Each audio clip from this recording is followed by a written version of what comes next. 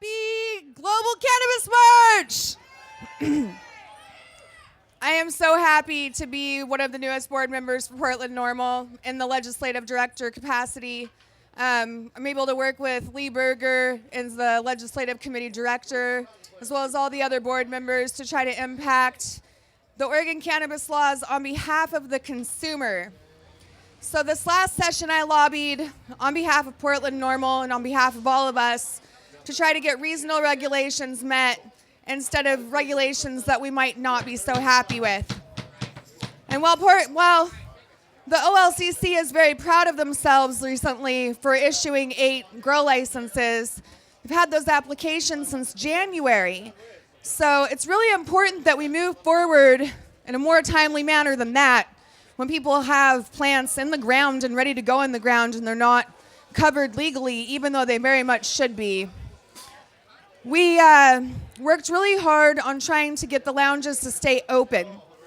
And because of the Oregon Clean Air Act, these weren't deemed an emergency, and so we weren't allowed to get them passed in this very short amount of time.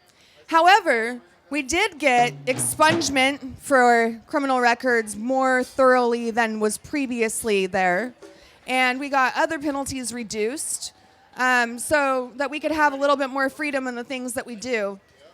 This year, we're going to be doing a consumer bill of rights where we will be tackling the issues of the Oregon Clean Air Act and the issues of pre-employment drug screening and your landlord being able to discriminate against you because you consume cannabis.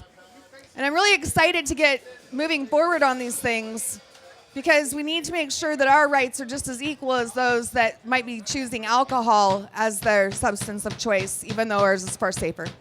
I'd also like to say that if people could please join us at the Rules Advisory Committee meetings for the Oregon Health Authority and the OLCC. This is where the rules are actually drafted from the legislation, and the bulk of the discussion happens for us to be able to make these regulations.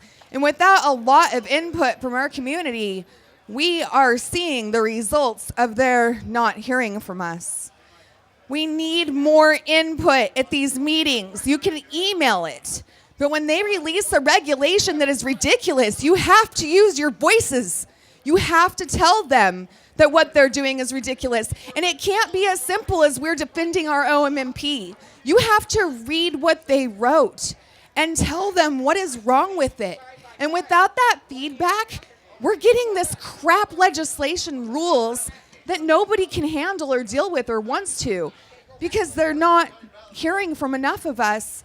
And even when they do hear from us, sometimes they just choose to do what they want instead, which is why patients can't get their extracts right now in bulk. The bulk of the reason is because we were not heard. So we need to make sure that we're defending ourselves and our patients, who are us, because if we don't, we're seeing what happens. And it's their choice that they already made. They already decided that they were going to redo the OMMP. So if we don't give them all of our input all of the time, they're going to do that without us, and that's a scary thought. They have to hear what your doses are. The OHA limiting a patient's dose is complete bullshit, and it should have never happened. And when we tried to get an amendment to say that the OHA couldn't limit a patient's dose, it was pretty much decided that they had that power because the county health authorities wanted to make sure that we regulated it for children in case they got inside of it, instead of getting it regulated for adults who consume it responsibly and keep it out of the hands of their children.